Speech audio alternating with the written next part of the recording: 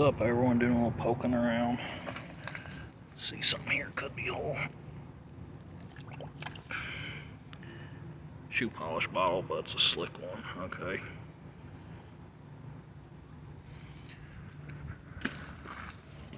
There's something else here. I don't know.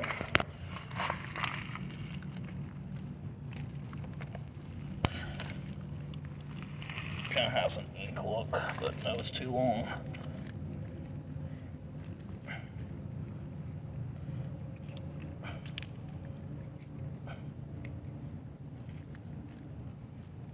I wish I could just dig here, but I don't think I can.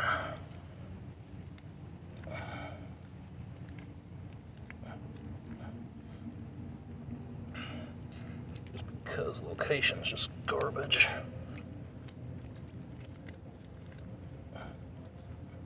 Anywhere where there's a high population of people is kind of difficult to dig.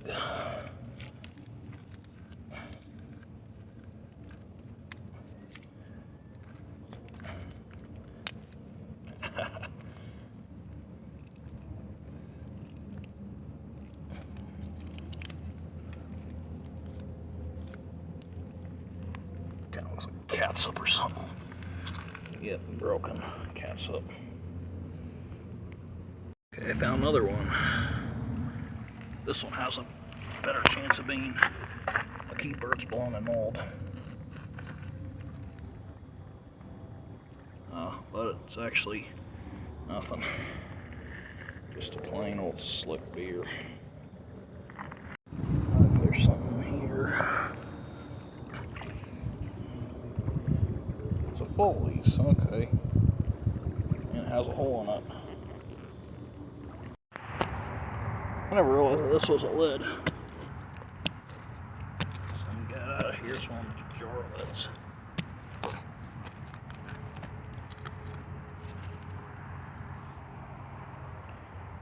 Yep. I don't know if that's a crack there or not, but that's it.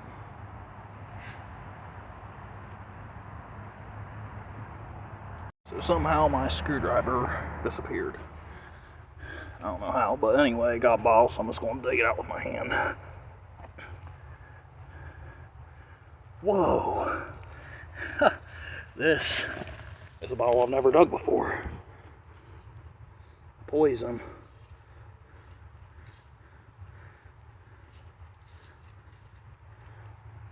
I mean, I think it's a foreign made one, but it's still a poison nevertheless.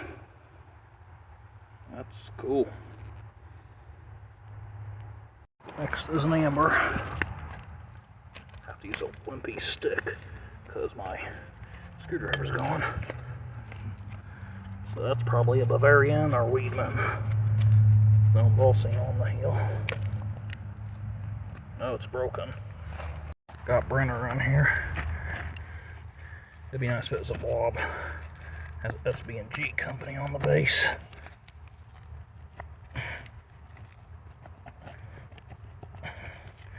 Stuff's semi good. There we go.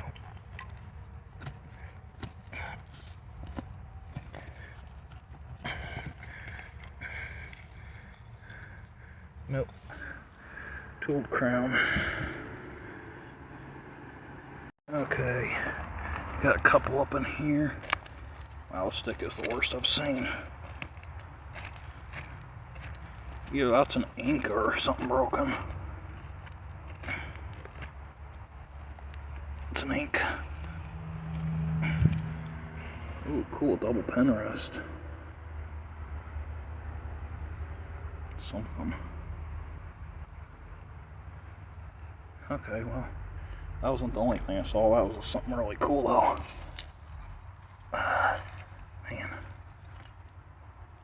Man, that's just a crier there. Pharmacy and amber, but it's just a labeled only fluorine one, sadly. Okay, you got pharmacy way in there.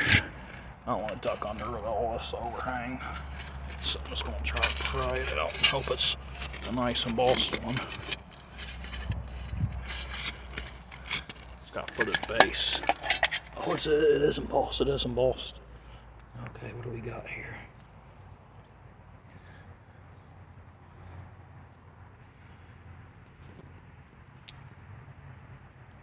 Casey's Wick Apothecary, Covington, Kentucky. Alright, it's a keeper. Okay, I didn't have a footed base after all, but I don't care. It's nice embossed. Apothecary. Got the pipe here.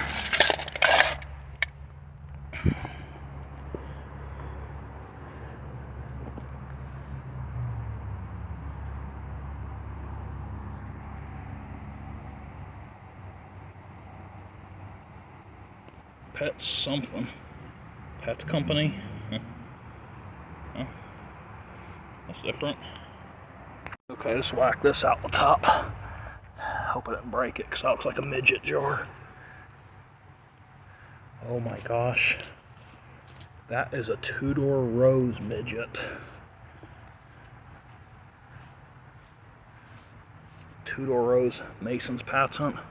That's gotta be a good one.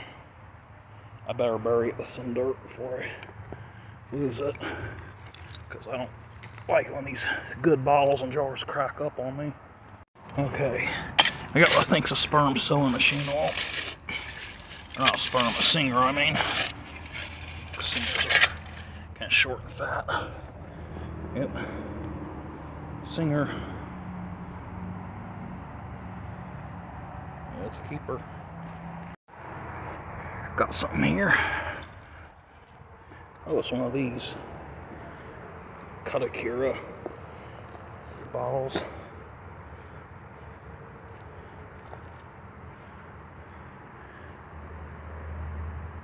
Katakura Systems for constitutional tumors. Alright. And it's a keeper. Okay, I got cats up here. It has embossing. That's the only reason I'm filming it.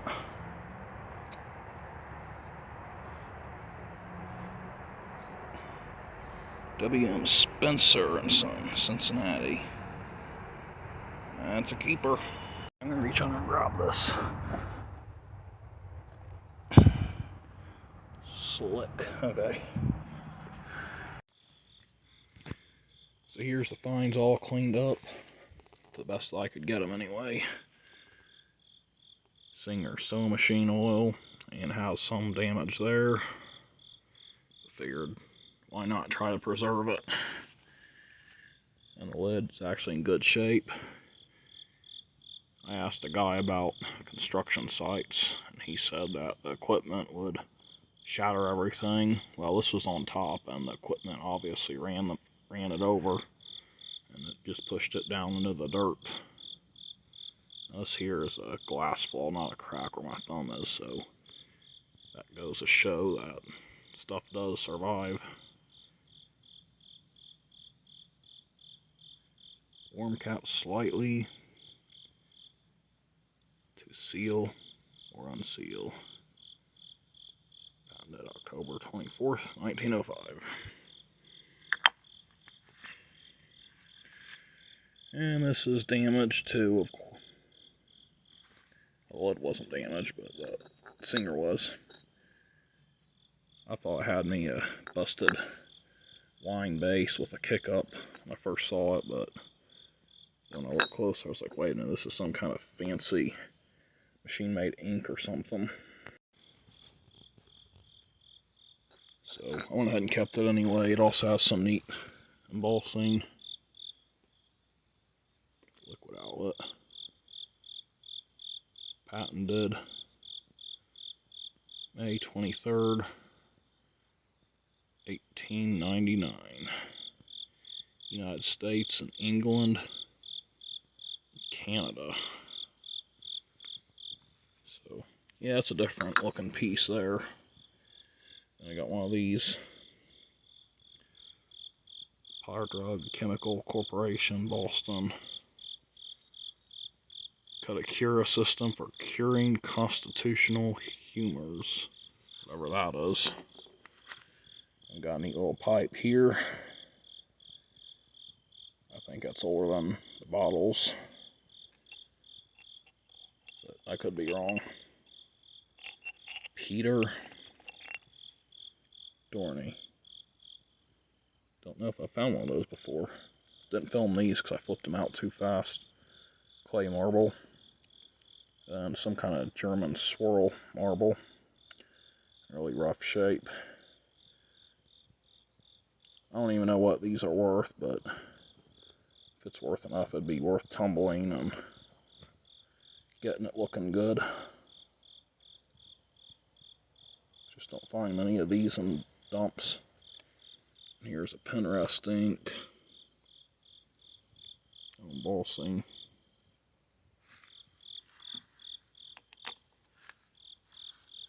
Here's a W.M. Spencer and Son catsup from Cincinnati. These are pretty scarce. Normally you find the horseradish form.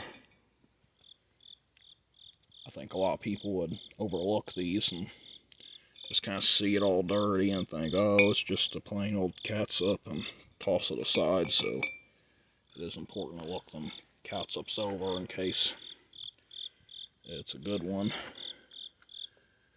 And this has the contents inside.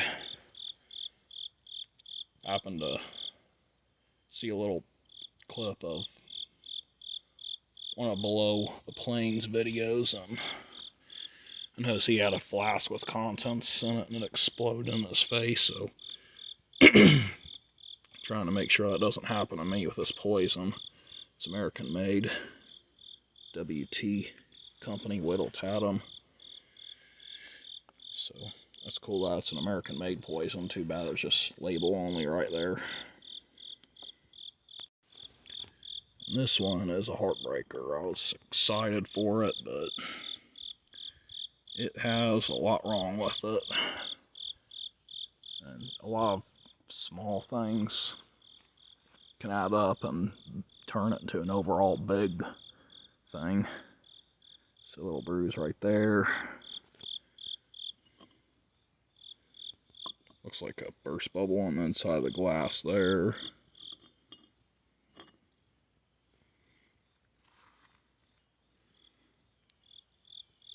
Crack where the N, between the O and N right there. Chip here. Chip here. And a crack here.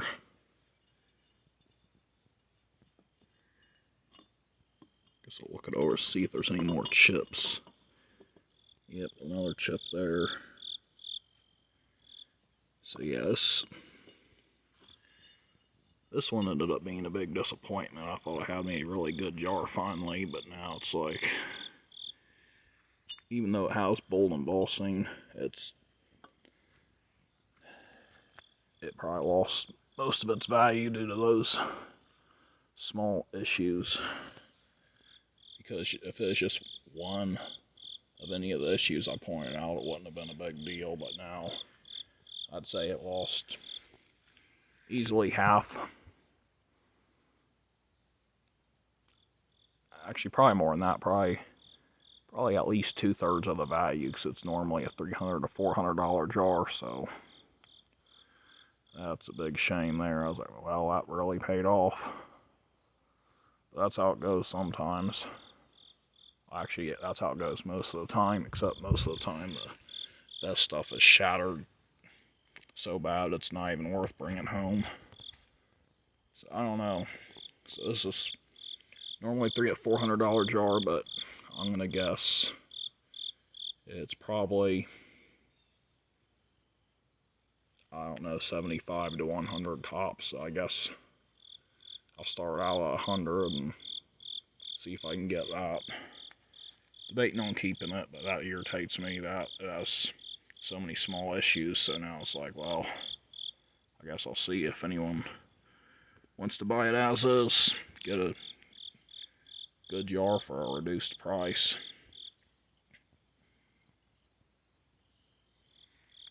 I was debating tumbling it, but if I tumbled it, then I'd probably keep it myself.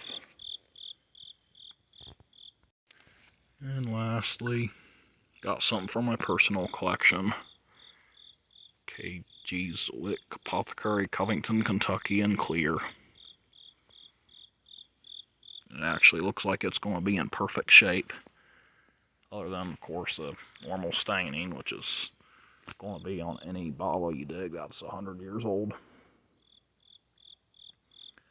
I really don't think most of the pharmacies or apothecaries are worth much from Covington unless they're colored. In which case those I think would bring something decent, but because I see a lot of these on there for like $10 to $30, they're not selling. I don't think they have much demand right now, so because of that, I'm going to go ahead and just start collecting them because a lot of these are really hard to find. I mean, yeah, you do get pharmacies on almost every dig down there, but I mean, they're all different most of the time. And because they're different, I may have only one duplicate so far. So, 2 bottles, 2 known bottles is rare in my opinion. Now, I'm not saying that they're rare because others dig down there too, so they could still be common. I don't know. But unless people post them or can document photos of them, then, well, they're still rare. Because people gotta be able to show the bottles that they're going to prove that they're common. So, ended up getting a keeper for the collection, so I think everything else will be available for sale or trade. Was posted on my page, but doesn't seem like anyone's buying off of me on there for some reason. Like, I don't even price anything anymore because it's like, it's pointless if no one's even interested. So they go to eBay or My Antique Mall now, where people actually buy stuff. This video is posted late, by the way, so if you're asking about anything, there's a good chance it's sold already, but you can ask anyway. Thanks for watching, and that is it. Later.